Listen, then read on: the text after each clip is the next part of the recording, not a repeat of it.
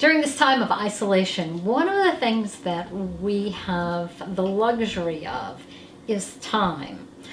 This morning when I was watching the morning news, they were interviewing some people who have taken up new things. A woman who's started doing some art after many years of letting that hobby go. And there was a story about a dancer who obviously isn't able to do that in public nowadays, who has taken up baking.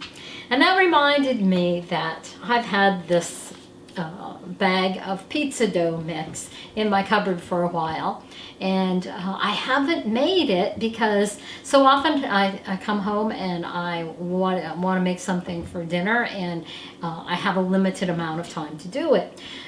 And this pizza dough takes 20 minutes to rise. So today I have the luxury of time. So I have taken this little package of yeast and I have put it in the 1.5 cups of water that the recipe calls for. And I've had it sitting here for the 5 minutes that it told me to do it according to the recipe. So I have the time now to make this recipe.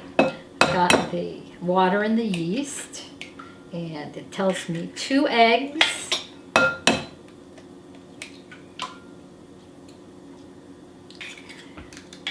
and 2 tablespoons of olive oil.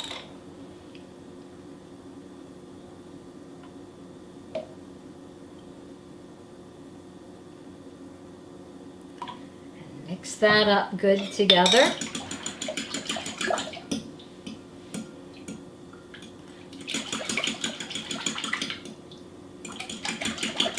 Now remember that little package of yeast. It's not much compared to the flour that's going to go in it.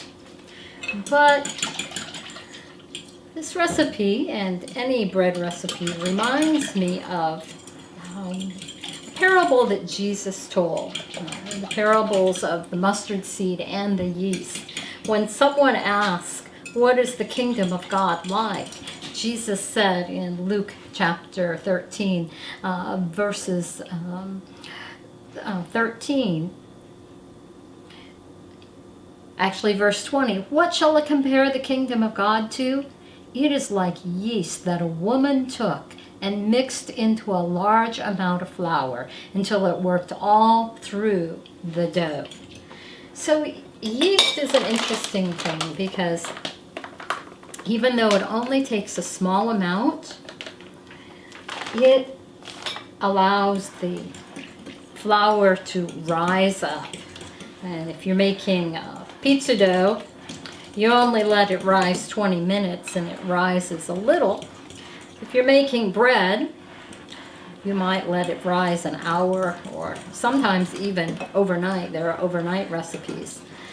But the interesting thing about yeast is that it's a rising agent, that, as an agent that causes the dough to expand. And in our lives also, we can be like yeast. In our communities,